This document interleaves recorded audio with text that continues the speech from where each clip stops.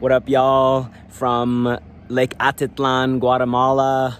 Last couple of days here. Excited to use this opportunity to share with you on the Circle Up platform a takeover episode of the podcast featuring two of my brothers. One, a man in the U.S. in Atlanta who is the captain of the Black Diamond Circle Up team, Mr. Mukendi. Thank you for doing this. And secondly, my brother from Toronto, Michael Onabolu, who was there from the very beginning, one of the founding members of Circle Up in February of 2020, and now is the captain of the Team Mango Circle Up team. Both of them share their experience on the biggest takeaways they've gotten from the program, the men that they've become and how they've transformed since they started. And one of the biggest conversations that they have is about men wearing masks and how Circle Up and being on a men's team has given them the opportunity to take their mask off and truth seek and honor the truth of where they're at in their lives so that they can go out with clarity and take action from this newfound clarity of who they want to be and where they want to go and the difference they want to make in the world. So very excited, given it's one of the major ideas in the Circle Up book that's launching November 1st, 2021, to have them share that from their unique perspective. And additionally, I wanted to close off by saying that when I look at these two men, I see two really strong leaders. Two men that are self-sufficient, that are positive role models for men. And one of the biggest oppositions we get when we talk about Circle Up and give men an opportunity to participate in these circles where they have an opportunity for introspection and personal development and growth is, I don't really need something like this. Like, I'm not really looking to make any changes in my life. And I'm inspired looking at Mukendi and Onabolu's example because, like I said, two really strong leaders, men making a difference in the world. And both of them are continuously seeking change, continuously seeking personal development, room for growth. Where can I get the edge on my past ways of being? And so from that listening of two men that are making a difference in the world, that are positive role models and that are seeking change, you can listen to this episode and see, how can I improve? Where is there room for growth in my life? And I think from that listening, you will find that maybe Circle Up's a community for you. Maybe this is an episode that is worth sharing with a friend. Or someone in your family. And I want to just remind you, no matter where you are in your life, what you're going through, you're not alone. And you don't need to man up. You could circle up. All right, folks, we are here. My name is Onabolu, and we have Mukendi here. Where are you calling in from, Mukendi? I am down in the great Atlanta, Georgia. Hey, Atlanta. That's dope, man. That's Yes, real. sir. Yeah, I got family in Atlanta, actually. Copy that. What part of the city? Yeah. I'm not sure what part of the city. I haven't seen them in a little bit, to be honest with you. But yeah, like I just know, I've gone there, like especially when I was a kid, I'd go there a lot and just like have fun. It always seemed like a vibe out in Atlanta, which was pretty cool. It's definitely a vibe. If you wanna do something, there's always something to do for sure. That's real, man. Yeah, man. Yeah, man. Well, I'm calling in from Toronto, Canada, so it's nice to have that little bit of international connection. You know what I'm saying? So I feel like the purpose of today is really for us to talk about like the Circle Up program and its impact that it's had on our lives.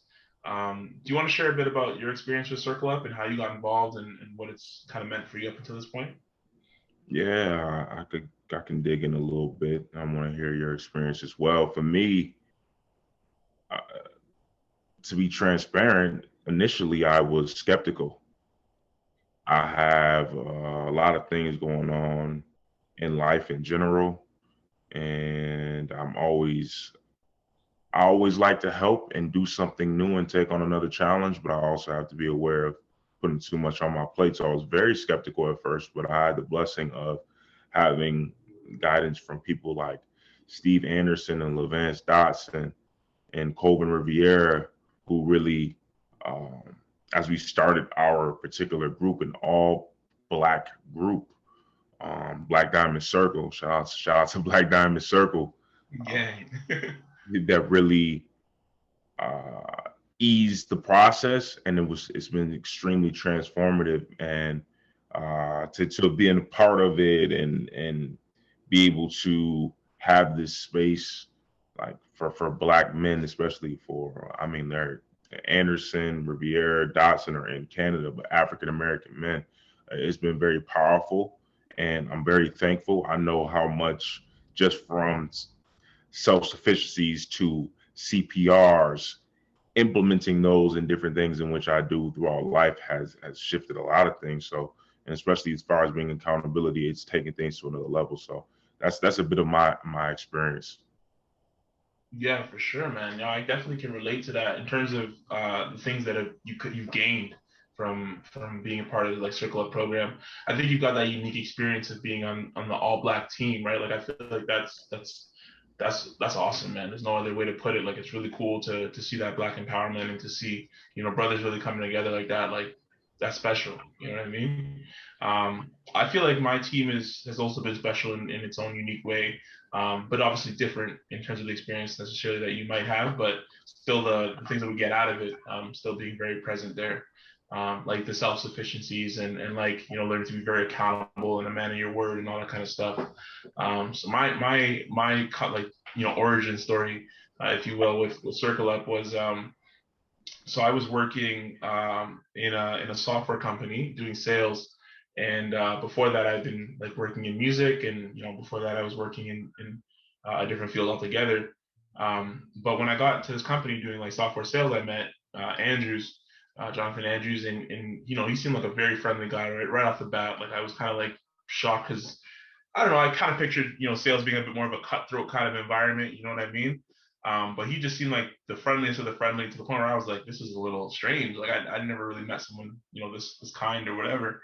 And so when he told me that he was part of this thing like called Circle Up, it was like this men's group thing, I was like, cool. Like off the strength of just how you've shown up and like the character that you demonstrated and the interactions that we've had in the office and stuff and a bit outside of it, I was like, yo, I'm down to, he was like, would you be down to check it out? I'm like, for sure. I don't know much about it, but I'm willing to give it a shot just because, you're pitching it. Which I think just shows to demonstrate the character that's developed being a part of like a group like this. And so when I went to that first meeting, and I met Anderson at that first meeting, I walked away extremely impressed, right? Like I was just like, man, like there was a vibe here that you don't necessarily always find, right? And one of the things that really struck core with me was the idea of, in our society, there's always that like that notion that men need to man up, right? We got to just like handle on our own, figure out shit on our own. I made it on my own. I got out the mud, whatever it is, right? But the idea that it's not about manning up, it's more about circling up, right? Like build a community, come together and help each other get to that next level. That really resonated with me, right? And I felt like that was something that I could I could latch onto and I could call home in terms of being a part of something like that. So that was my beginnings with Circle Up. I had my first team. What were we called? I think we were just called like Team One or something. Like we just kept it really simple. Or Team Uno. That's what it was. It was we called it Team Uno. Yeah, man, Team Uno. So that was lit. And then when that 8 weeks wrapped up, part Pereira was part of that, and Pereira started another circle team, and we called that Team Mango. And at that point was when we were in need of a captain, so I set up to be captain, and the rest was history. Like we just have been going strong for months, the better part of a year, almost 2 years now. And it's just been phenomenal. Like the growth, watching like myself grow in terms of my own discipline and what I feel is possible for myself, as well as watching others and being there people that you've never like. Sometimes we've never like I've met them now, but like there was a point where we hadn't even met, right? And like it was just like there was a certain level of respect that not only did we want to give to others, right, but we wanted to hold ourselves accountable to, right? And that I felt was very special and unique. And at first, can kind of be uncomfortable. I don't know what your thoughts are, when you first started seeing like the disciplines and the accountabilities and like, coming back into honor, doing things to make up for when you've fallen short. Like it almost felt like um it was like being in like school or a job or something where you just like had to do something, right? But you were choosing to do it, right? Like it was like choosing to be this responsible person, right? And like there was nothing that forced us to be there. And especially people who were running the programs, there's nothing that forced them to be. Everyone was volunteering, but it was like we just wanted to hold ourselves to this higher standard for the betterment of ourselves and our community, right? And I feel like once you kind of see the vision and understand that, like especially for myself, like it was a lot easier to buy in as opposed to like kind of feeling like, well, I don't want to get called out. But now you're like, no, I'll call myself out, just keep integrity, like keeping integrity. But I'm curious what your thoughts, like what your experience was like in terms of that kind of stuff. It's interesting when you bring up that aspect. For me, one of the things that I feel that I've been blessed with, and when you talk about decision, I choose to be a leader. And sometimes we say people are born leaders, but I think it's something that we learn. Yeah. And part of being a leader is constantly learning. So for me, it has been an experience where within our team, there are men who are very strong in regards to certain aspects of the accountability, as far as holding people accountable. Oh, well, no, you need to get back in honor. Oh, no, well, the leadership did X, Y, Z.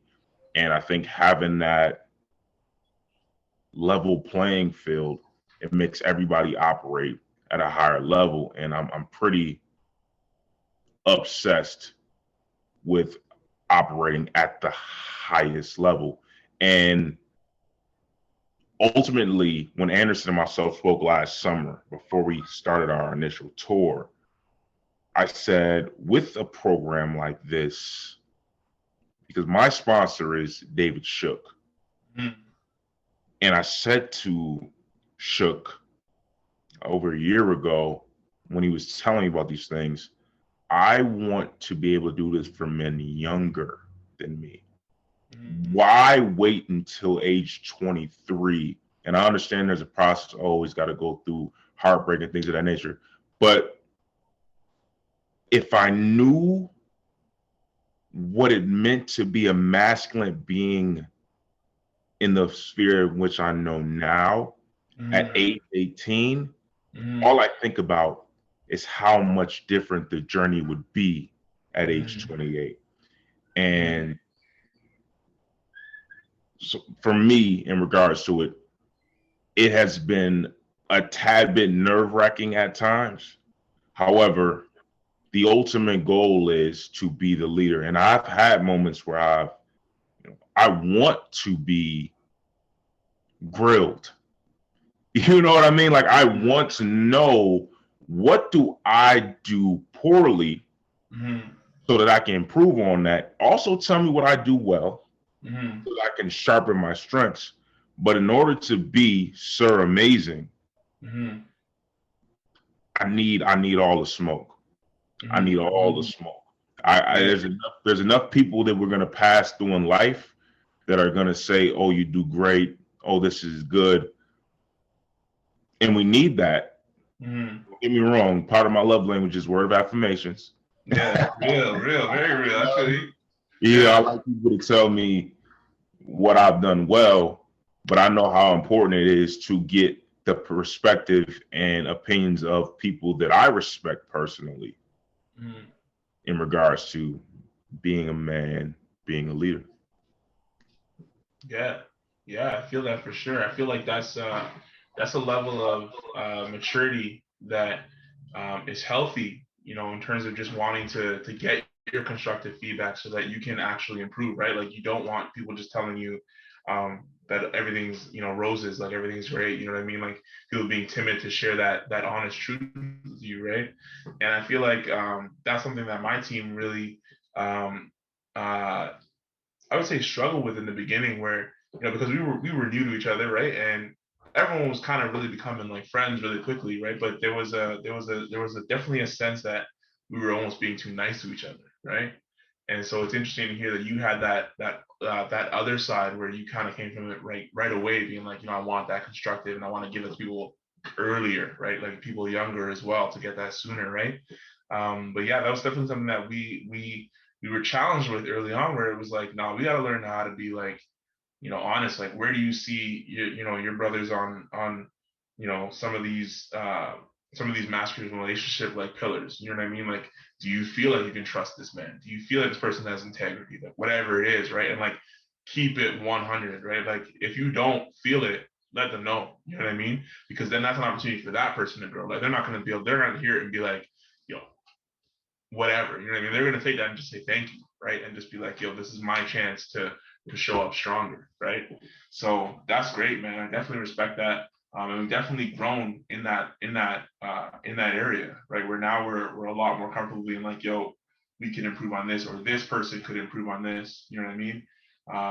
And also just acknowledging within ourselves, like I've seen men in our team go through periods where they just weren't showing up, right? Like they're not showing up, like not coming, but like not showing up in their word, right? And the amount of ownership that I've seen these men take, like coming from that place where they weren't necessarily showing up, and people were trying to reach them and be like, what's going on or whatever, and then that person coming back and being like, I own it, and here's how I'm gonna clean it up, to a level that was like, bro, like that's more than what we were necessarily looking for, but it just spoke to their commitment to wanting to be like true to their word, right? And wanting to be growing and wanting to be better in that sense. You know what I mean? And the beauty of that is that it speaks to what you were saying about just wanting that criticism for yourself. You know what I mean? Like, it's not necessarily that they're trying to do it to say to us, like, obviously there's that element of like they want to be in honor with us, but it's also them wanting to be in honor with themselves, right? And I feel like I'm sure you get this, like, where there's times where I'm like, man, like, I did this thing.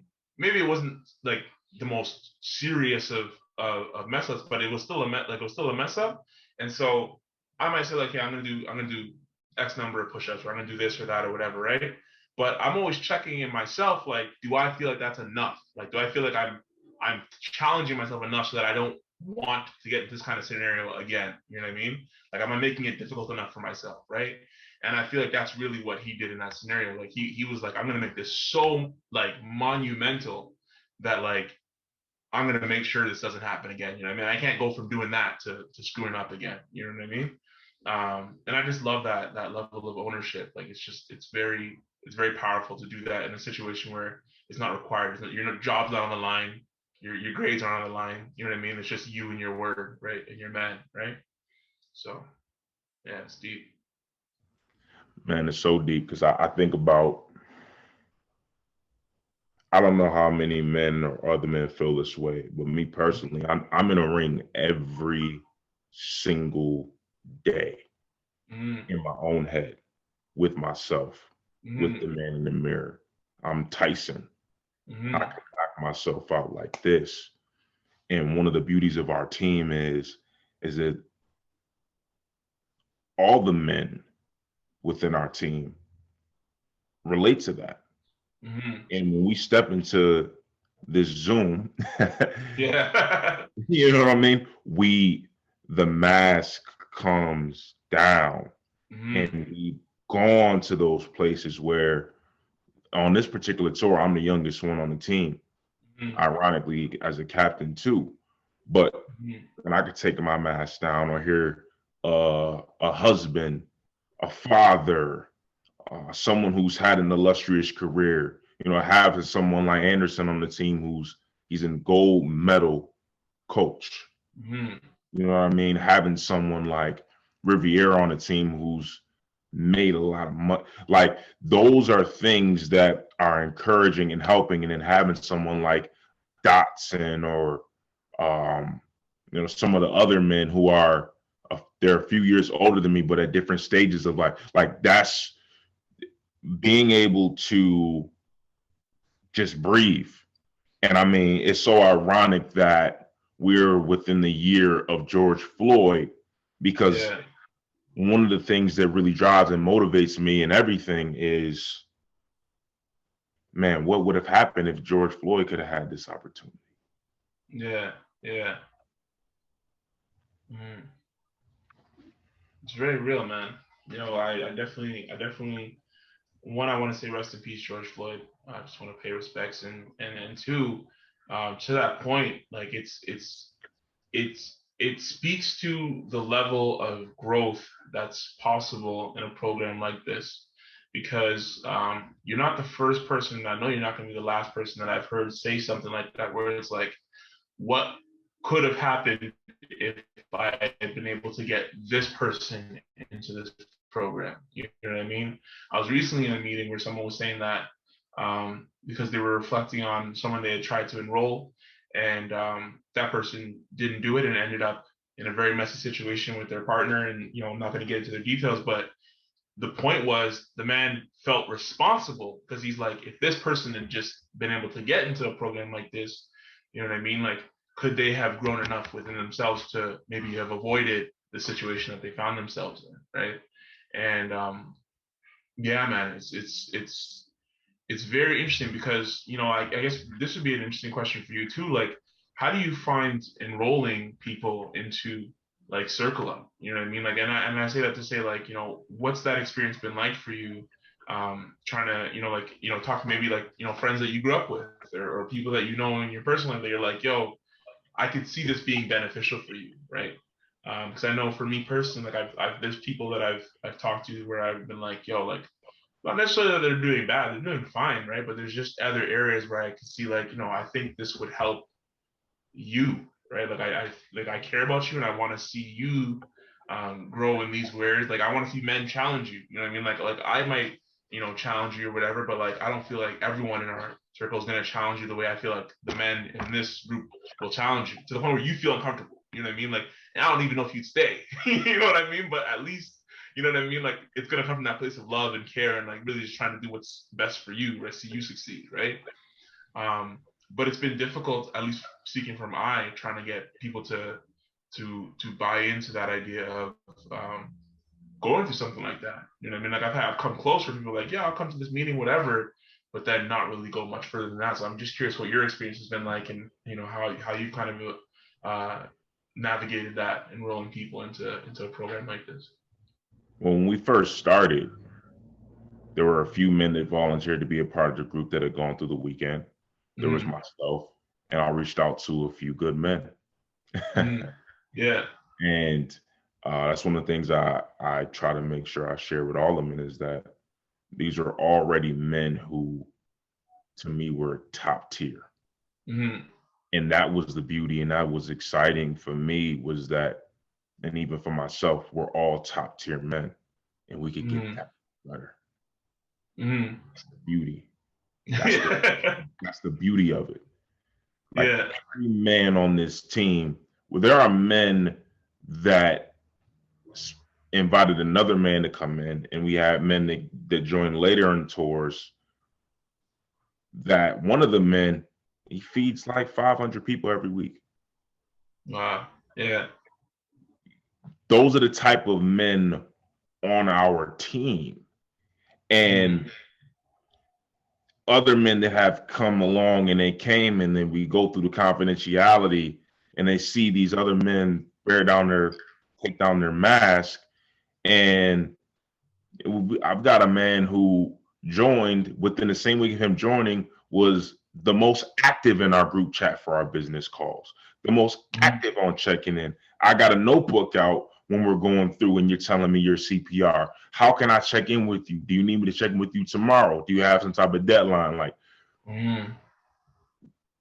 we have not had a problem with enrollment. And in fact, one of the things that me being a part of leadership these last few tours is understanding as well that we don't really, for the way that we have structured our group, we don't really need too many men within this one group, because too many men will take away from another man being able to get something that's off his chest. Because sometimes a man may step into mudroom and need to release. And if we have 12 men, that means 4 or 5 may still be carrying it, and you don't release what's inside by listening. Mm-hmm. You have to release it. So as far as enrollment and bringing men in, we've been blessed in the fact that every man has added to the group. And it's like I said, for me, for somebody who was skeptical at first, just because I was unsure, I hadn't gone through the weekend. For me, I can understand the certain values, but to be honest, telling me that I'm gonna spend a weekend with a bunch of guys that are mostly gonna be white guys with no phone in a strange place. I'm sorry. I seen Get Out. I'm sorry. I'm from Buffalo, New York. I'm still like, I am just being brutally honest. There's no disrespect to any of the men, but I'm sorry, that's not cutting it for me. And I'm paying out of pocket for it. No, that there is nothing. It better be Warren Buffett, Bezos. I'm talking billionaires. Those type of men, multitude of them all in one place for me to feel comfortable and to invest my money and time into something like that.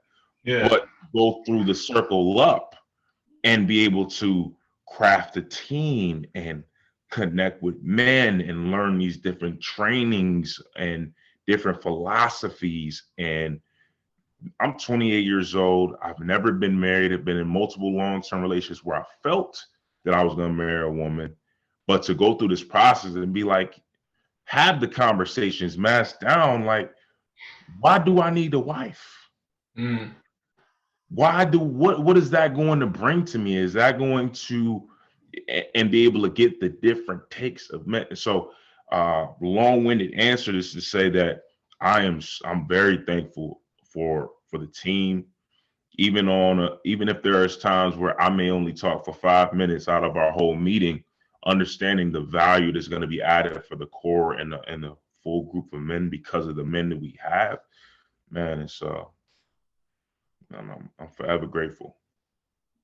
It's real, man. It's real, man. Yeah, it very much is interesting hearing your experience with Circle Up, especially with the Black Diamond team, right? Like Black Diamond Circle Up team, like because it's very much like you guys have cultivated a space that's unique, right? Especially in the program, but especially when it comes to like the men's weekend and stuff like that.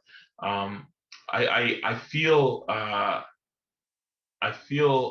similar in the sense that, you know, I find it interesting the dichotomy between like the Circle Up program and like the men's weekend because like my Circle Up team, we've been going since like we all graduated technically from Circle Up in July 2020, right? So we've been going since, right? Like we're still going and we're still meeting and there's lots of encouragement to join other men's teams where people have been graduates and there's definitely value in having graduates on the team who've done the weekend. Like, you know, there's a level of like, you know, they understand what's going on. They ask the right questions. It's just a step above, right? For sure. But I'm conflicted because and you know, this might be an unpopular opinion, but I'm conflicted because I just feel very connected to my Circle Up team. You know what I mean? Like I feel like we've been through a lot together and there's so much more we can go through together as well. And we've cultivated a certain relationship and trust there that it's like I don't necessarily want anyone but these guys. You know what I mean? You know what I mean? Like I'm down to kick it with these guys. Like even when we're not in a meeting, you know what I mean? Like these guys are good men. You know what I mean? Like, listen, we got something here. You know what I mean? We might not know everything that the men who graduated know, but like y'all can come and teach it. But I'm trying to kick it with these guys. You know what I mean? Exactly. I know exactly. Yeah. So it's interesting because yeah, I feel like the way the whole program is structured and like even like the men's teams and stuff, like you know, I've gotten to experience being on other teams and being guests at meetings and stuff like that, and it's always unique depending on what team you go to. Like the dynamic is theirs, right? Like the different people come together and they make something special, right? And so I feel like I'm definitely getting that sense from you where it's like you guys have cultivated something very special and you love that, you know what I mean? Like, so like, to like, if someone were to be like, all right, so now that you've done that, you know what I mean, like, come join this other men's team, I feel like you might you might look at them as kind of the same way I'm looking at it, like, I don't know, right? And that's nothing to like, nothing against like any of these other teams. I'm sure that they're great teams, lots to be learned. It's a unique experience. It's definitely going to be some added value, right? But I think it just speaks to the relationship that gets defined when you're so maxed down with people for so long. You know what I mean? That it's like, what do I need to go? You want me to leave these guys? Like, I love these guys. You know what I mean? Like, these guys have helped me through some hard times, right? And some good ones too, right? So it's just interesting now, man.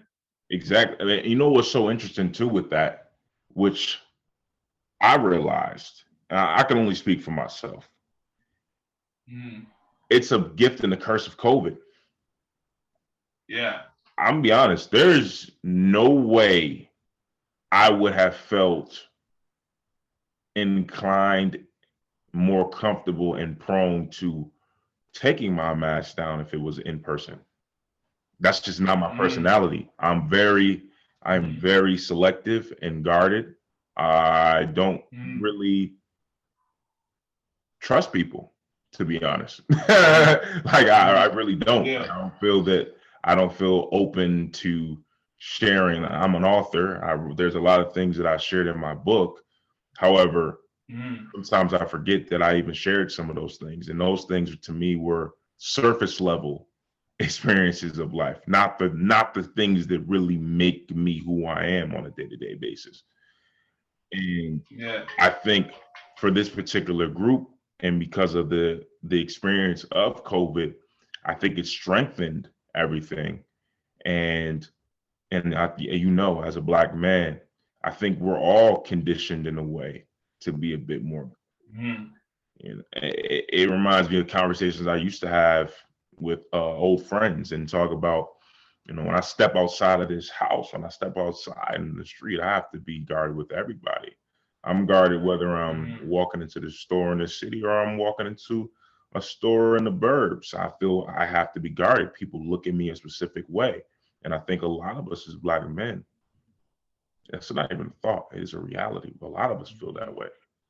And even with other Black men, it's like we're just going back to memories of past experiences, may have gone left or right, or the conditioning that comes through media, music, movies, television, the conversations had within our families of other situations and generational ideologies and curses that have been.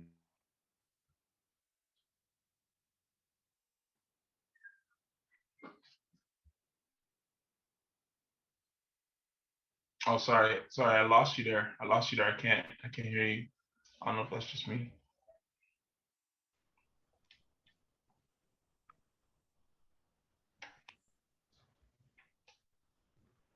Can you hear me?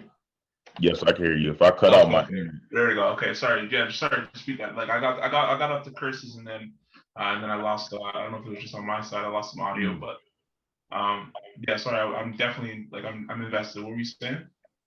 I guess I was saying too much. If the internet start cutting out. Not at all, bro. You're speaking facts, bro. You know what I mean? It was too hot, bro. We didn't need all that truth, No, but yeah, please continue. I was really just saying the fact that as Black men, we're conditioned on so many different levels in different areas and arenas to maneuver a certain way. So the fact that we were able to interact through Zoom is a blessing, because had it been in person, egos get involved, past experiences get involved. You may be a little bit more sensitive to someone holding you accountable, right? That shadow child may be more prone to just jump out and things can go a certain way. The blessing of us being on Zoom, people being in the comfort of their home or in a comfortable, quiet location by yourself, I think it really worked in our favor. I hear you on that. So I feel like that's another point that, some people who have had more of the experiences with like the men's weekend and stuff like that, might battle us on. But I found it to be an interesting dynamic as well. You know, having a lot of these meetings on Zoom, and we did end up meeting in person a few times, which was a unique and powerful experience in and of itself. But the fact that we started out for so long just like meeting on Zoom, so it just there was a convenience factor, right? There wasn't like I gotta travel here, da da da da. You know what I mean? I don't even know what I'm doing this for. You know what I mean? It was just like, okay, I'm gonna sign in, see what happens. I don't know what to expect, but it's gonna be, you know what I mean? How bad is it? Like a couple hours of my evening, you know what I mean? Like let's just see what happens, right? And then there was the interesting dynamic of, as you said, right? Like it was like, I mean, you're not there with the person, right? But like we're kind of being able to like be a little closer, you know what I mean? Because you're not worried about, you know, like is there a smell? You know, I don't know, just you know the weird things that play in your head when you're when you're talking to someone. Like you're worried about Absolutely. random ass shit, right? You know what I mean? Like, you know, like this person looks weird. You know, I feel like I look weird. You know, all this weird little nuances that fuck with our heads, right? But like when you're on Zoom, it's just like it's just limited to like it takes away so many other elements that you can focus on the more important ones, like what's actually being said, right? And what you're saying, right? And so it's interesting because I know you were saying you were an author, which is awesome. I'd love to dig into that a little bit as well. But yeah, as an artist, like I, you know, I write music and I rap and I sing and stuff like that. And one of the songs I wrote during COVID was like, you know, like one of the lines is like relationships in person are breaking, right? Um, but uh, but relationships built on the net still amazing. You know what I mean? Like we're still like um, we're getting, and like the next time was like we're getting closer than ever without even touching. You know what I mean? Like because it really felt like, especially during like last year, and I feel like we're getting used to it now, so it doesn't feel as prevalent or as strong now. But it really felt like people were getting closer. You know what I mean? Like with COVID, like it was like I gotta make an effort to call my friend. You know, I'm not just gonna see them at this party. I'm not just gonna see this person that I, you know, think, you know, I've thought about for years, whatever. I'm gonna reach out to them. Maybe we can catch up on Zoom, or you know, we'll just have a quick chat and that turns into a longer chat or whatever it is. But the effort that it took to do that was just it felt special as opposed to like just happening to running into that person at an event that was scheduled that you just happened were going to be at or whatever, right? Um, and so I feel like that kind of speaks to what we were talking about in terms of like just having this interaction initially really coming out in Zoom. It just allowed for us to have a special dynamic that like, you know, we can't necessarily be physical, right? Almost like the, you know, trap my body, free my mind, right? Like, you know, we're not necessarily able to connect like in person, but we're connecting on like a deeper level because, you know, it's really just spirits that we're feeling now. You know what I mean? Like if I'm feeling your energy, it's because you communicated in a certain way and I'm feeling it. You know what I mean? Not because we're in person and I just viscerally trying to express something to you, you know?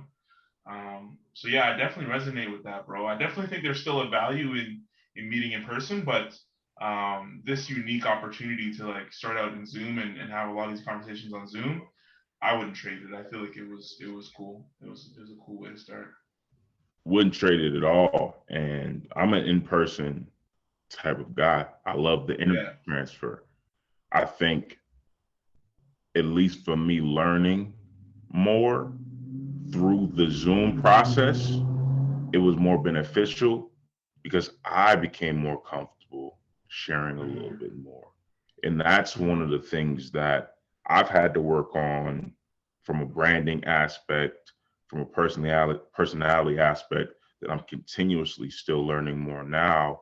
One of the things, and because I'm also in grad school, one of the things I remember working on pre-COVID with colleagues was talking to people, not at them.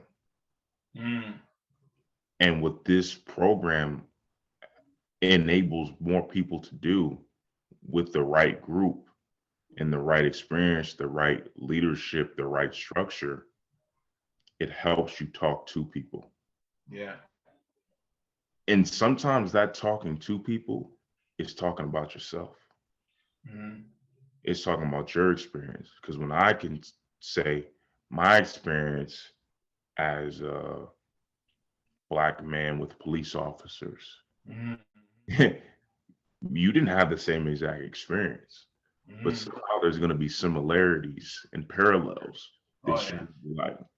oh, I know exactly what you're talking about. Yeah, exactly. You know what I mean? Like, I know exactly what you mean. And that piece that's another thing that gets me really excited. One of the things with the particular team that we put together, and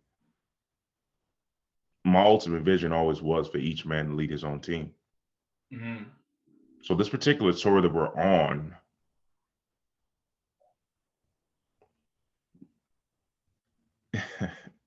it may be the last dance. Yeah. And now it's going to be time, because we've had the leadership, we've had the opportunities to see where people are, to say, okay, I'm in Atlanta. How many Black men need Circle Up in Atlanta? Yeah. We have men in Canada. We have men in Buffalo. We have men in Texas. Yeah. We have men in New York City. Yeah. We all need this.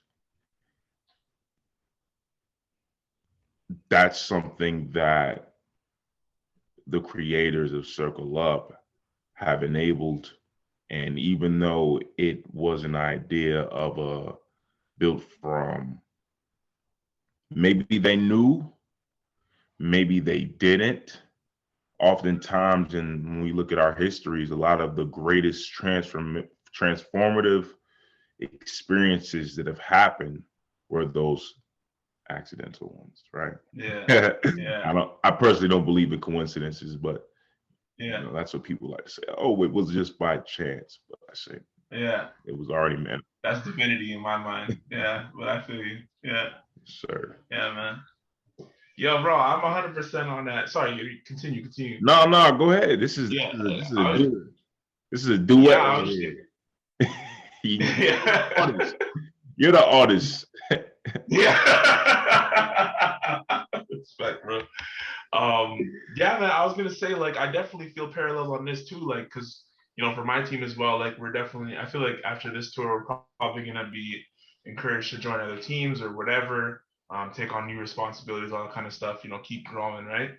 And everything has its season, everything has its time, right? So if that's what it is, it's what it is.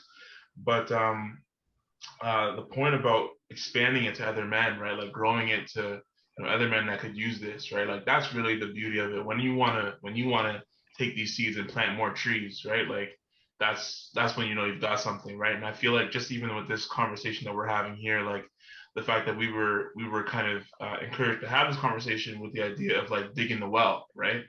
And I feel like that's just a concept that reigns true in anything that you're doing that's going to be great. You know what I mean? You want to do the work that people have laid a foundation on, and then leave space for others to come in and do work as part of that in the next generation or the next iteration or whatever, right?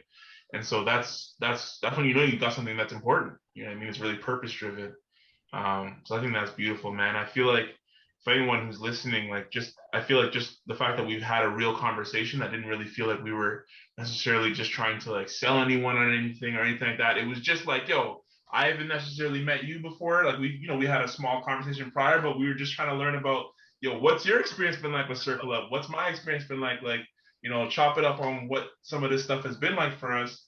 And the fact that we've been so invested in just getting to know each other, like, I hope that people can take from that and be like, let me at least try and figure out what this is about. You know what I mean? Like what, clearly we've gained something from this. You know what I mean? And clearly we've been able to connect on a deeper level as a result of something like this. So hopefully that resonates with someone who's interested and curious, and maybe encourage them to just check something out. You know what I mean?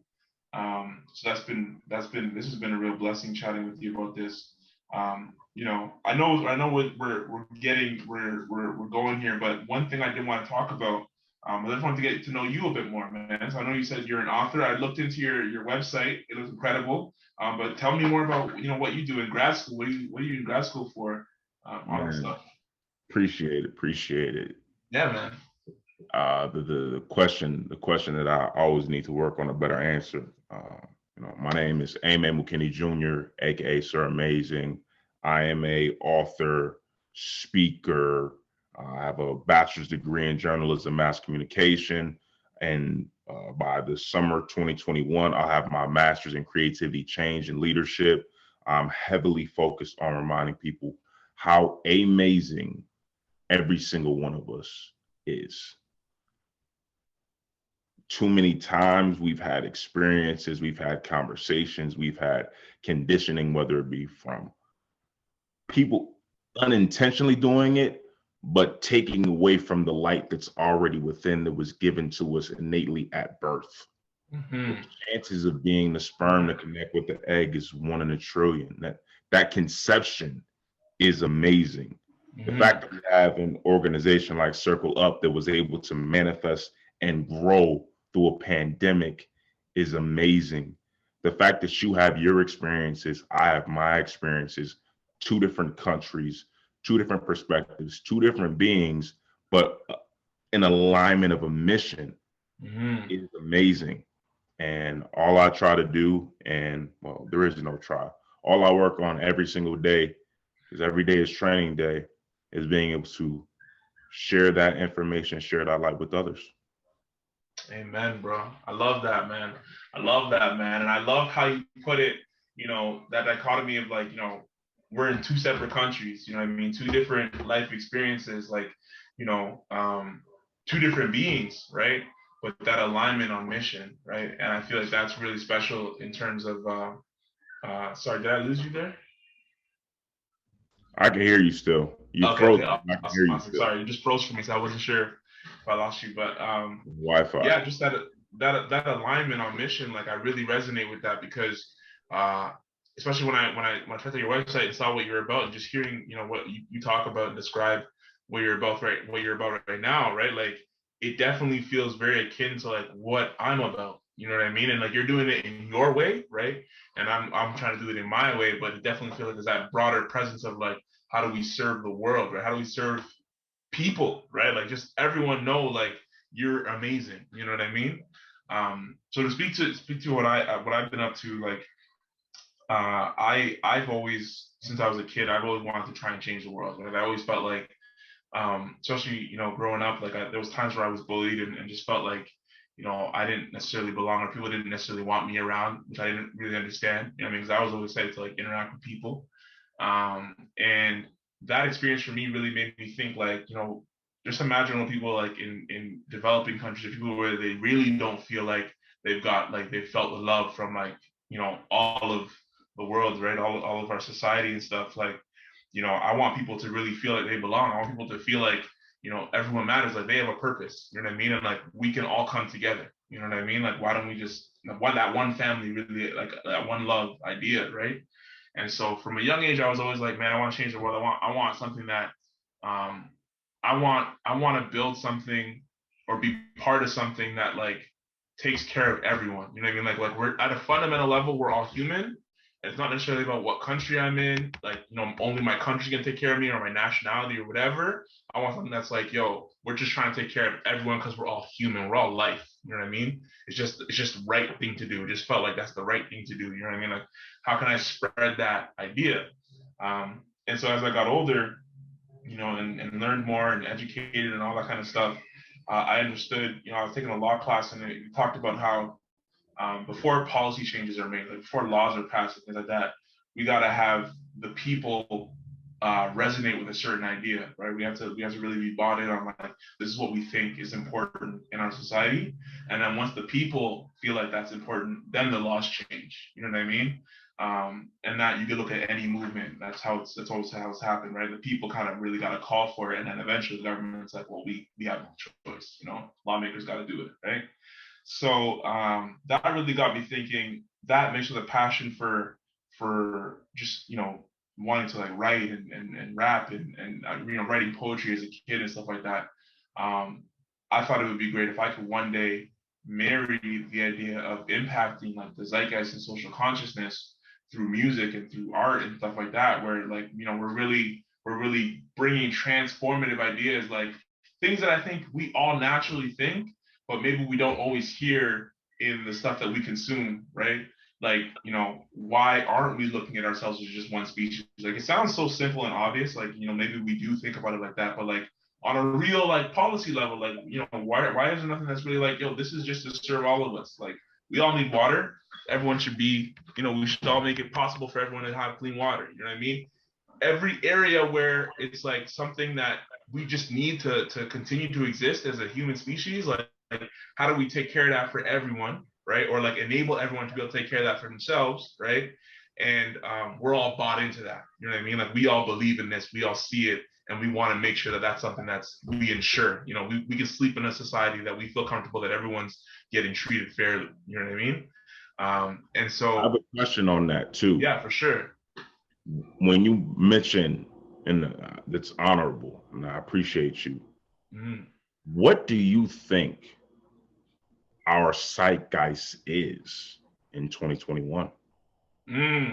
That's a great question, man. I feel like it's changing, to be honest with you.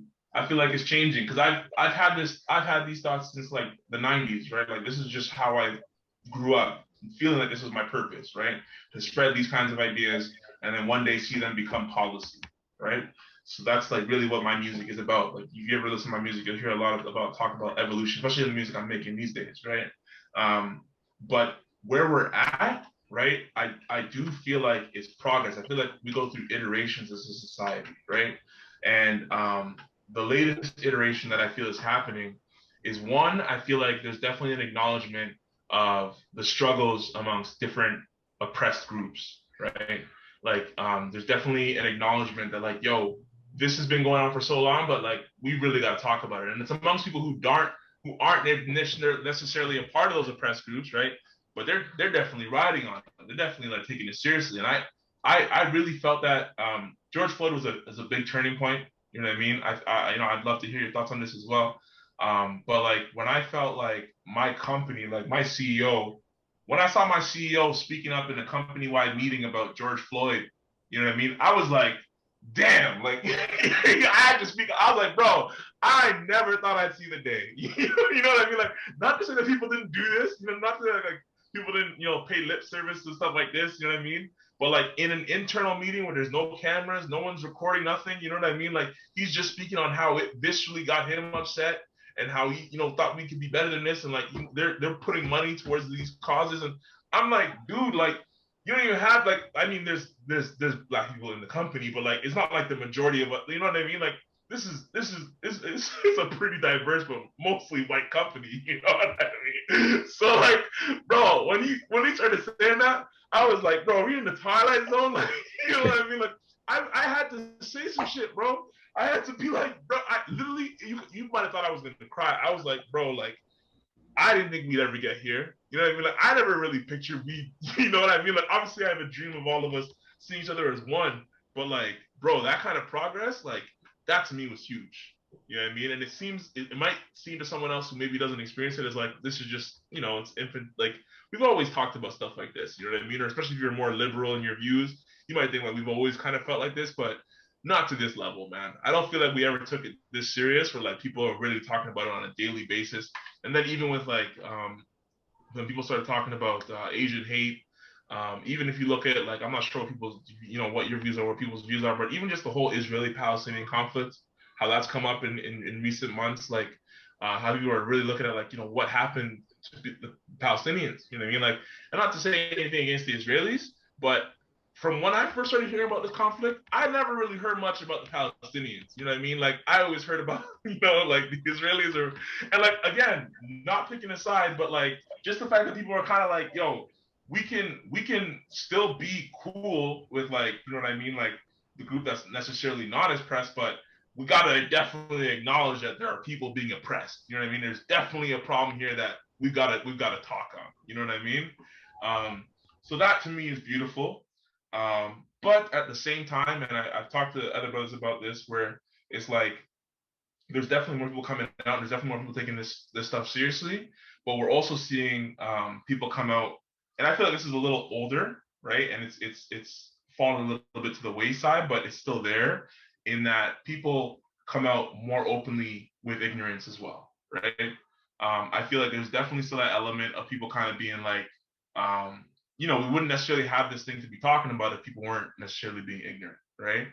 And I feel like the ignorance is more open, but on some level, it's kind of a positive because people don't have to pretend, right? Like, I feel like whatever your views are, you know what I mean? Like, you should be able to express them. You know, say what you want, you know what I mean? But no one can educate someone if they're not gonna be like, I actually don't know that shit, or here's what I think it is, and it's the wrong answer. You know what I mean? Once we are aware of that, I feel like it's on people who are wiser, who are smarter, who know more, to basically do the work and try and get people to understand, like, why this, where the flaw is in the way that person might be thinking about shit. So I feel like we're just coming to a place where we're really realizing some of the cracks or some of the kinks that we kind of used to just sweep under the rug or pay lip service to, but never really did nothing about. I feel like now we're really trying to talk those things out, or at least speak on them. So what are your thoughts? That's where I feel like the zeitgeist is. I mean, it's an interesting take when you talk about people just expressing themselves. It reminds me of a story. I was in Buffalo still, and I don't know if I would call it more suburban, but it's definitely more of a white area dominated by Caucasian Americans. And I'm in a liquor store doing a promotional gig, and I see a big burly guy, big burly, big beard, flannel shirt, probably worked on a farm, right? Yeah. And he's got a MAGA hat on. Yeah. And I look him right in his eyes and I say, it's a nice hat. Yeah. He said, thanks. And he walks in the line and I see him, he's cracking his neck. And he was like mind blown that this young Black man was going to confidently say to him, nice hat. Yeah. Thank you. Thank you for telling me that you're an idiot.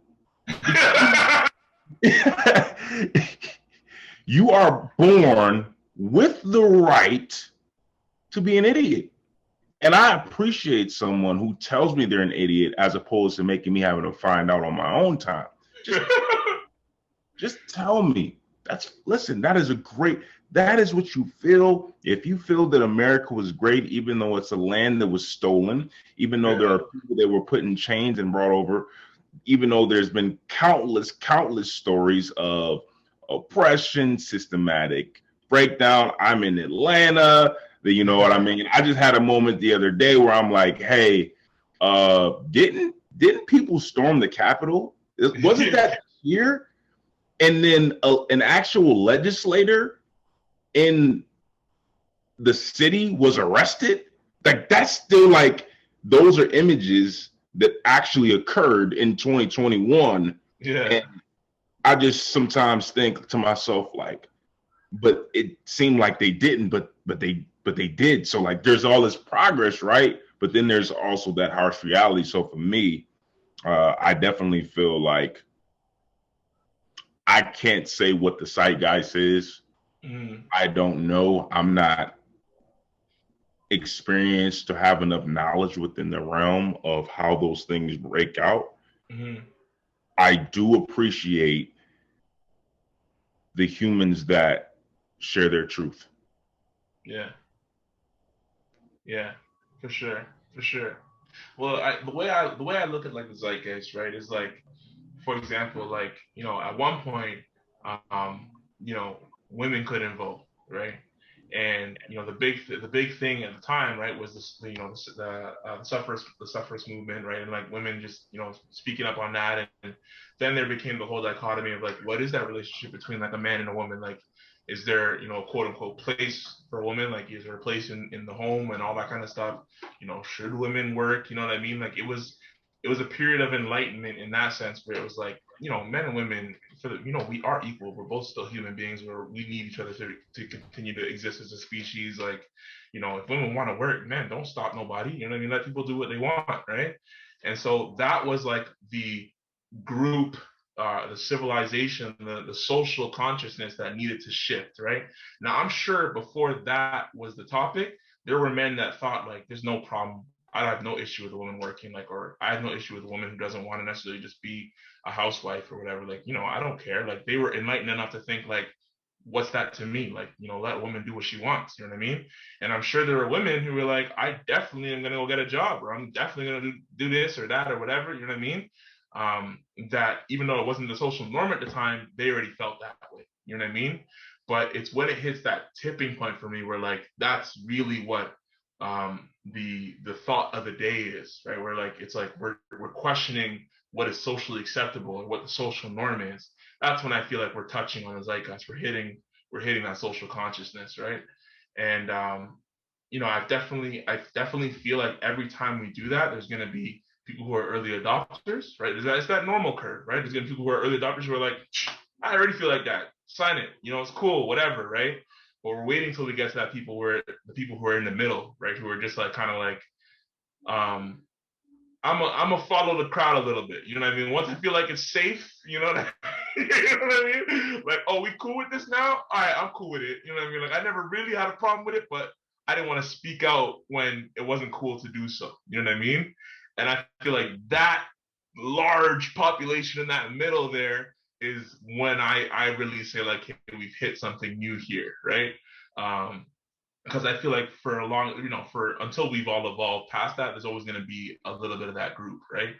And then we're always going to hear from the people in the back, right? Who are just detractors, who are just like, I'm not going. You know what I mean? Like, I'm not with it. Women shouldn't work. You know what I mean? Like, whatever it is, like, they're gonna express their ignorance and however they see fit. You know what I mean? And they're gonna be loud about it. You know what I mean? But like, I don't feel like we got to stop the bus because these guys are. You know what I mean? I don't think like the social consciousness isn't shifting because those guys want to be loud. Like it's the majority that I'm looking at. Listen, what I'm gonna say is this, because I know we've got to wrap up now. Yeah. I am the son of a single parent mother. Yeah. My views on men and women will probably shock a lot of people, but that's something that's going to have to be discussed in a different platform. But I think, as someone who has great relationships with my got a pretty good relationship with my girlfriend, right? But my sister, my nieces, my mom, my stepmom, I've got a very distinct perspective that does not take away from equality, but it's definitely not in alignment with the modern woman. Yo, but see, and this is the beauty of it, right? Like, it's not necessarily that where the zeitgeist is where we should necessarily be, right? Like the idea is really just shifting the zeitgeist in a direction that if it gains traction, right, then maybe there's more credence to the thought, but like it's more about like what do we feel innately, right? Like the way I describe it is like I feel like how I necessarily see things or feel on things or whatever is like maybe no proof, but I feel like it's maybe an evolved way of thinking, right? Like the fact that I feel like we should all just be cool with each other, like we're all one species. There's no other fucking species like us. You know what I mean? Like why are we fighting? Like other species work together. You know what I mean? Like why aren't we doing the same thing? You know what I mean? Like I think that if more people heard that and thought about it, they'd agree, right? My only proof of that would be if people actually bought into that, right? And maybe the thought is ahead of its time. Maybe the thought is delusional, right? No actual way of knowing until we see more people either buy in or just say fuck it. You know what I mean? But like what I'm trying to say is wherever the zeitgeist is at currently or wherever it goes to, right? In the best of cases, I would hope that it continues to evolve in a positive way where we're actually getting closer to our actual objective truth, right? Like what life and the nature of life is really about, and us getting to a place where we're doing better as a society than however many years prior to when we thought one other thing, right? So in the nature of what you're saying, you could very well be just further along on that evolutionary curve of how we view the relationship between men and women. I don't know what your views are necessarily, right?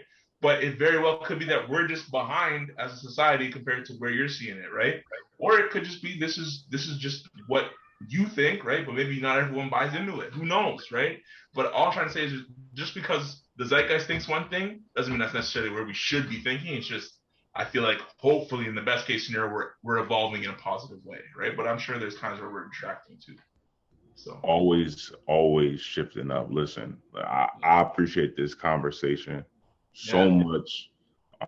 Thank you for everything that you and your team are doing. Thank you for everything that you're doing with your artistry and music and so on and so forth. I see that Raptors picture. You know, I only represent one team. It's called the GOAT.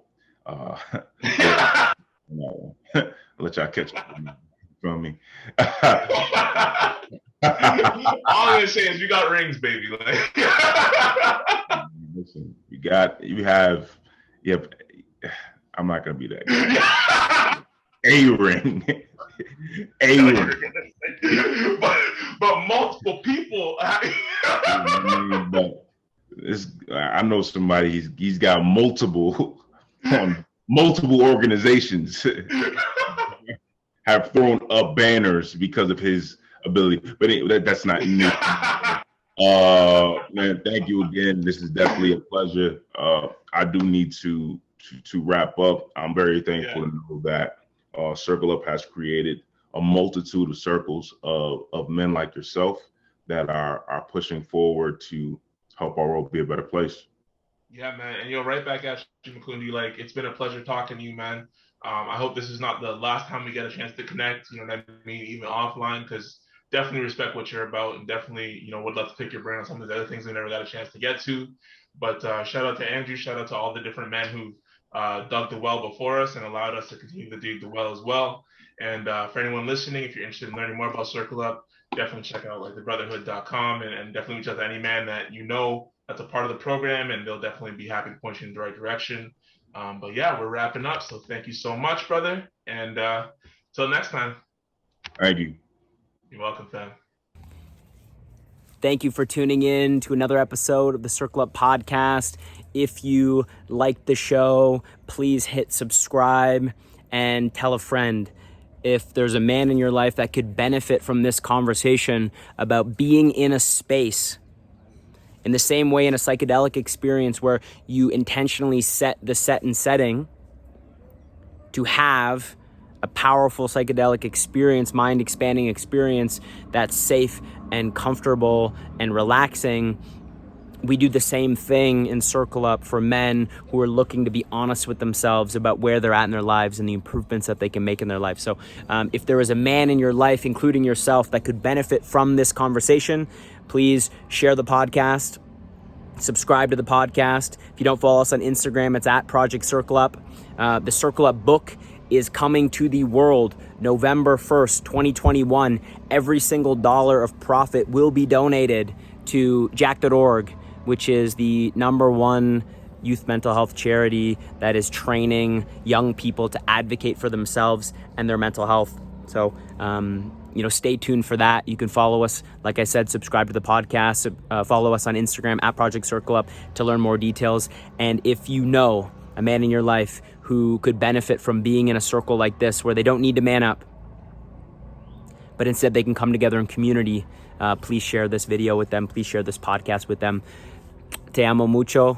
Voy a verte otra vez muy pronto. Lake Atitlan, Guatemala. I love you so much. Thank you for all the growth that you've helped me experience in the last 8 weeks.